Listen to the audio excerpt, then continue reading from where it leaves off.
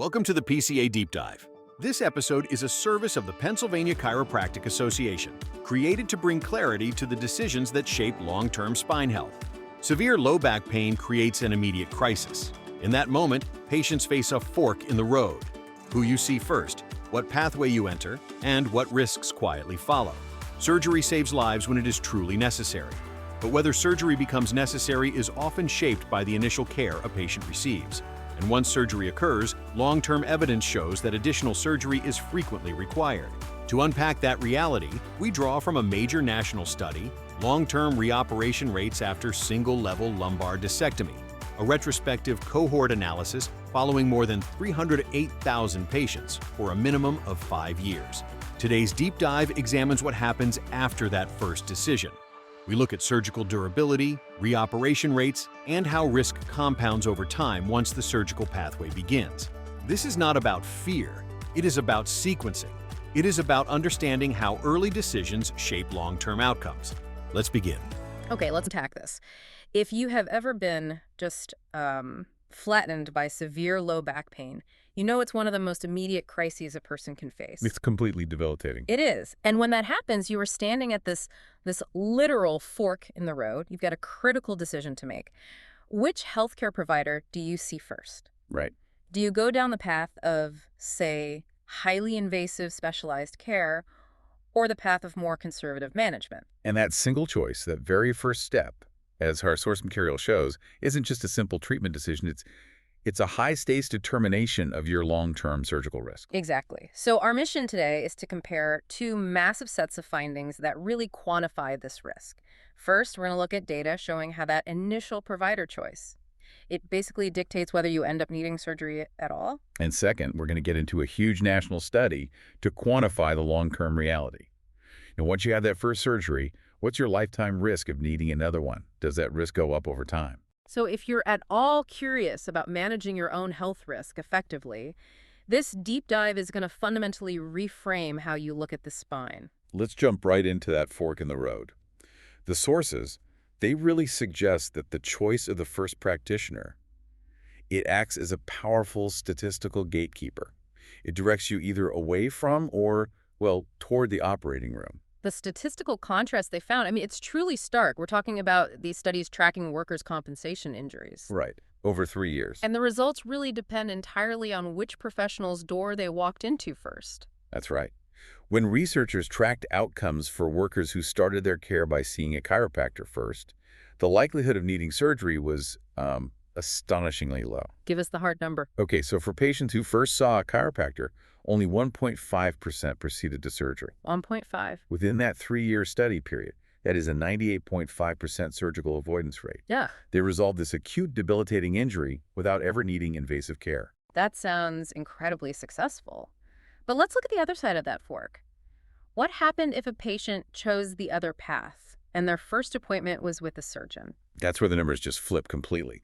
If the patient's initial choice was a surgeon, the data shows that approximately 42.7% of those workers, they ultimately had surgery. 42.7%. Wow. So that's nearly half of one group ending up on the operating table versus barely 1% of the other.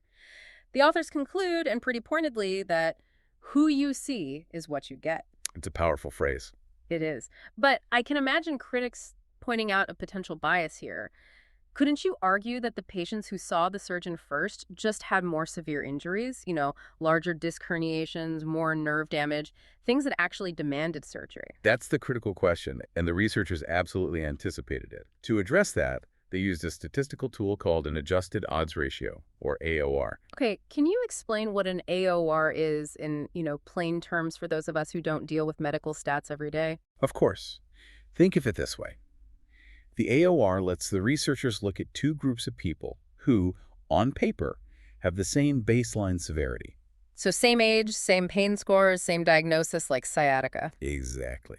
They control for all of that. And even after controlling for severity, they found that seeing a chiropractor first was still associated with a significantly reduced odds of needing surgery compared to seeing a primary care provider. And what was that ratio after they made the adjustment? The adjusted odds ratio was 0.22. 0.22. What does that mean for the patient? To translate it, it means that patients who started care with a chiropractor were roughly 80% less likely to have surgery compared to those who started with their primary care doctor. So it's not just about the injury being less severe. No. It tells us the effect is real. The choice of the provider established a successful conservative gatekeeper approach. It steered patients away from procedures that, in the end, were probably unnecessary for them. It's a mechanism, then. The chiropractic approach is, by its nature, about risk aversion. They're not surgically minded, so they're going to try every non-invasive option first. Right. Whereas a surgeon's world, while it's totally necessary for true emergencies, it often just places surgery higher up that decision tree. It's like that left path, the surgeon-first path, is a steep slope pulling nearly half the patients toward an operation. And that other path, the right path, that's where 98.5% of people resolve their issue without invasive measures. They preserve what some of our sources call the factory seal on the spine. And avoiding that first surgery, that's arguably the most vital risk management step you can possibly take. Because once that seal is broken, you enter what's called the surgical funnel. And that brings us to the second, much larger set of data, which quantifies the risks of life after that initial operation. Exactly. We need to shift the focus now from surgical avoidance to surgical durability. The conservative pathway isn't just an alternative treatment. It's a guarantee you'll never be subjected to the downstream revision risk. Avoid the first surgery, you avoid all the subsequent risks. Guaranteed. And these risks are substantial. We're talking about the Edegenta study, right? A massive nationwide cohort that looked at long-term outcomes of a single-level lumbar discectomy. The scope of this data is just enormous. It's a population-level risk assessment. They analyzed data from, get this, 308,979 patients, Wow. all of whom had an initial or indexed single-level lumbar discectomy, and they were tracked for a minimum of 5 years. This scale, it gives us a true picture of the procedure's durability in the real world. Okay, before we get to the failure rates, let's quickly clarify terms. A discectomy. What is that, and why is it considered less invasive than a fusion? Good question. A discectomy is an operation focused on symptom relief. The surgeon removes the specific piece of the disc that's herniated and pressing on a nerve. They try to preserve the overall structure. Okay. A spinal fusion is much more invasive. They permanently join or fuse 2 or more vertebrae together, often with hardware, like screws and rods. They eliminate that motion segment entirely to create stability. Got it. So for the nearly 43% of people who chose that surgical path first, what is the 5-year reoperation data after that initial, less invasive discectomy? How durable is that fix? Well, the fix is surprisingly fragile for a lot of people. The 5-year subsequent lumbar surgery rate was 14.4%. 14.4%. So statistically, nearly 1 in 6 patients needed another surgery on their lower back within just 5 years. Yes, that risk is now established permanently for them. And does that next surgery often escalate to that more invasive fusion you described? It does. Of those initial patients, 6.1% required a subsequent lumbar fusion. They went from the less invasive procedure to the major irreversible structural one within that 5-year window. So if you choose the surgical pathway, you're not just accepting the risk of one operation, you're accepting a permanent baseline risk, a 14.4% chance of getting into a cycle of more interventions. Precisely. And the researchers didn't just look at the rates. They looked at what predicted who would fail that first surgery. They used a type of analysis to pinpoint specific risk factors. Okay, let's focus on that. What patient characteristics make that initial surgical fix less durable? The study zeroed in on 2 big ones. First was obesity, which had what's called a hazard ratio of 1.2. Okay. The second was a higher Elix-Hauser comorbidity index, which basically just means having other health issues like diabetes or heart disease. Yeah. That had a hazard ratio of 1.06. A hazard ratio of 1.1.2. That sounds small. What does that actually mean for a patient in practical terms? It's extremely relevant. A hazard ratio tells you the relative risk of something happening over time. So an HR of 1.2 for obesity means an obese patient is about 12% more likely to need that second surgery and to need it faster than a non-obese patient. I see. It implies that these underlying systemic health issues can weaken the durability of the mechanical fix. So the long-term outcome isn't just about the spine's anatomy, it's directly tied to the patient's overall metabolic health. That really shifts the focus, doesn't it? It absolutely does. Yeah. The sources also noted when this risk hits hardest, the probability of avoiding that next surgery decreased most rapidly within the first year after the discectomy. So most of the failures happen quickly. Very quickly. It suggests the initial fix is either inherently unstable for some people or the body just rapidly compensates in a problematic way. The durability data for that first surgery is sobering enough. But if that fix fails and you need a second surgery, a revision discectomy, the risks don't just stay the same, they escalate. That is the crucial takeaway from the second half of the Edegumta study. They analyzed the subset of patients, 67,098 people who had already had a revision. Okay, so these people are already deep in that surgical funnel. Deep in it. Their structural integrity has been compromised twice. What happens to their 5-year reoperation risk after that second procedure? The risk climbs significantly. For those who had already undergone a revision, the 5-year subsequent lumbar surgery rate rose to 18.2%. 18.2%. So nearly 1 in 5 of those patients needed a third or even fourth procedure. Within that same 5-year window, yes. And if the subsequent surgery rate jumps from about 14% to 18%, what happens to the risk of needing that maximum intervention, the spinal fusion? That risk of progressing to a fusion nearly doubles. It jumps from 6.1% after the first surgery to 12.4% after the revision. Wow. This is exactly why avoiding that first surgery is such a powerful risk management strategy. Every time the body is reopened, the mechanical complexity and the risk of needing a more drastic fusion, it just increases dramatically. This directly challenges that common idea, that sort of one-and-done myth, that once you have surgery, the problem is solved for good. This data suggests the opposite. It does. It suggests that surgery often establishes a permanent risk profile for recurring mechanical failure. The graphical data in the source, the Kaplan-Meier curves, they show the probability of avoiding more surgery dropping much faster in that revision group. There's survival probability, meaning staying free of more surgery. It just drops off a cliff, especially in that first year after the revision. The sources really highlight that the spine seems to be inherently less durable after multiple interventions. This information, it feels like it should have profound implications for how surgeons talk to patients, especially when they come back with another disc herniation. The decision for that second surgery is clearly much higher risk. It is. The study authors explicitly stress that patients have to be carefully counseled about this significant escalating risk. If you are a candidate for a revision discectomy, you need to know your chance of needing a full fusion is now over 12%. And your chance of needing any subsequent surgery is almost 20%. In the near future, yes. This demands extremely meticulous surgical planning and, patient selection. The risk-benefit equation has completely changed at that point. It changes the conversation from, does this surgery fix my pain now, to what is the likelihood this surgery sets me up for a more permanent invasive procedure 5 years from now? Exactly right. And when we tie this all back to that fork in the road, the value of the conservative pathway becomes undeniable.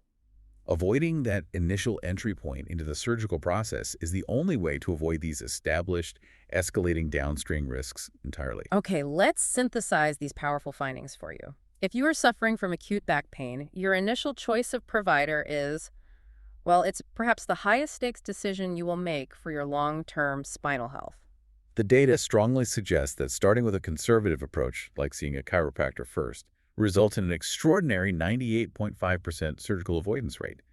This path successfully navigates the initial crisis without introducing all these long-term complications. In contrast, if you enter the surgical pathway with even a single-level discectomy, you immediately establish a new baseline risk, a 14.4% chance of requiring another lumbar surgery within 5 years. And if you need a revision, that subsequent surgery risk escalates further to 18.2%, with the risk of needing a full spinal fusion procedure nearly doubling to 12.4%. This brings us back to the crucial, provocative question that comes from these sources, especially for people who manage healthcare systems or pay for long-term claims. We've established that nearly 1 in 6 patients requires more lumbar surgery after the first procedure, and that risk just accelerates with more interventions. So what does this massive long-term data really say about the true cost, the durability, and the patient burden of these surgical interventions? And how should decision makers and you, the patient, evaluate medical necessity based not just on short-term symptom relief, but on this evidence of established, recurring surgical failure down the line? Understanding these pathways is just essential for making informed health decisions that prioritize long-term stability. We really encourage you to carry this knowledge of the risks and the options with you as you navigate your own healthcare journey. As we close this deep dive, the takeaway is clear. The evidence shows that the earliest decision in a low back pain episode is often the most consequential. Beginning with conservative care is not simply a preference. It is a meaningful form of risk management. The data demonstrates that patients who avoid the initial surgical entry point avoid an entire downstream cascade: revision surgeries, escalating intervention, and a rising probability of spinal fusion. Once the surgical pathway begins, a durable risk profile is established. A single-level discectomy carries a measurable likelihood of repeat surgery. Revision increases that risk further. Durability declines. Complexity increases. This long-term cohort evidence reminds us that symptom relief is not the same as structural stability, and short-term improvement does not guarantee long-term resilience. At PCA Deep Dive, we rely on independent, peer-reviewed research and large-scale outcome data to bring you the most current evidence available. PCA does not generate this data. Our role is to examine independent research and help make its implications clearer for patients, clinicians, and decision-makers. For patients, this reinforces the importance of asking not only, "Will this help me now?" but "What does this commit me to later?" For clinicians and decision-makers, it challenges us to evaluate care through the lens of sequencing, value, and lifetime risk, not isolated episodes. And for health systems and payers, it raises essential questions about medical necessity that extend far beyond the operating room. If you find this content valuable, please take a moment to rate, review, and follow PCA Deep Dive so you can stay connected to future episodes and ongoing evidence-based discussions. This episode and all PCA Deep Dive content is a service of the Pennsylvania Chiropractic Association. Our mission is to elevate understanding, advance evidence-informed pathways, and advocate for care that prioritizes long-term stability, safety, and outcomes. Thank you for listening. Stay informed, stay curious, and we'll see you in the next Deep Dive.